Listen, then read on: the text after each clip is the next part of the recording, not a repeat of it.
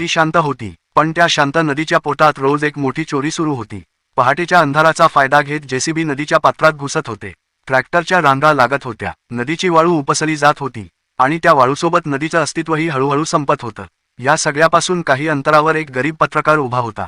अंगावर साधे कपडे, खिशात काही मोजके पैसे आणि हातात एक पेन। तो पेनकडे पाहत स्वतःशीच म्हणाला, माझ्याकडे ना सत्ता आहे ना पैसा, पण या पेनच्या टोकावर माझा विश्वास आहे। नदीतील वाळूचा ठेकेदार मात्र दिवसेंदिवस करोडपती होत होता। पत्रकाराने त्याच्या विरोधात बातमी प्रसिद्ध केली। बातमी प्रसिद्ध होताच ठेकेदार संतापला। त्याने पत्रकाराला आपल्या कार्यालयात बोलावलं। किती पैसे पाहिजेत सांग, बातमी बंद कर। पत्रकार शांतपणे हसला, तुम्ही मला पैसे देऊन माझं पेन विकत घेऊ शकता, पण माझं सत्य नाही। ठेकेदाराचा दबाव वाढत गेला, पण पत्रकाराने लिहिणं थांबवलं नाही। दरम्यान नदीतील वाळू उपसली जात राहिली। काही दिवसांनी शेतातील विहिरीचं पाणी कमी झालं। पंप सुरू केला, पण पाणी आलं नाही। रात्रंदिवस शेतात राबणारा शेतकरी आपल्या डोळ्यांसमोर पिकं करपत असल्याचं पाहत होता। गावावर दुःखाचं सावट आलं। एका शेतकऱ्याच्या दुर्दैवी मृत्यूने संपूर्ण गाव हादरलं। पत्रकाराने त्या घटनेकडे फक्त एक बातमी म्हणून पाहिलं नाही, त्याने पुन्हा पेन उचललं। ही फक्त एका शेतकऱ्याची शोकांतिका नाही, हा नदीच्या मृत्यूचा इशारा आहे।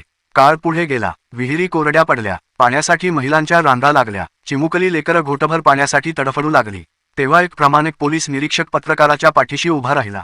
तू एकटा नाहीस, सत्य लिहिण्याची हिंमत असेल तर कायद्याची ताकद तुझ्या सोबत आहे। पत्रकाराच्या डोळ्यात पुन्हा आत्मविश्वास आला।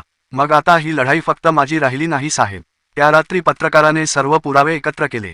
नदीतील उत्खननाचे फोटो, जेसीबी आणि ट्रॅक्टरची माहिती, शेतकऱ्यांची परिस्थिती, कोरड्या विहिरी आणि पाण्यासाठी तडफडणारं गाव, सगळं त्याने एका मोठ्या बातमीत मांडलं।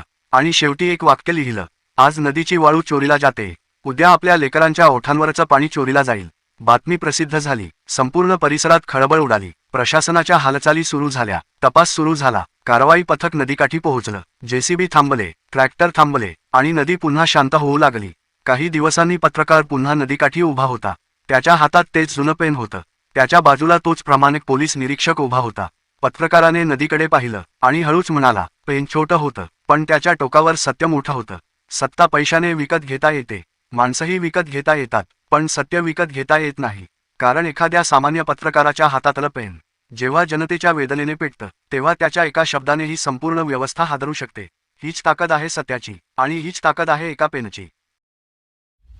पेनीच्या टोकावरचा विश्वास ही कथा संजय कुमार यांनी लिहिलेली असून कहाणीतील सर्वच पात्र काल्पनिक आहेत।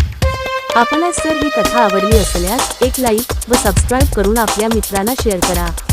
धन्यवाद।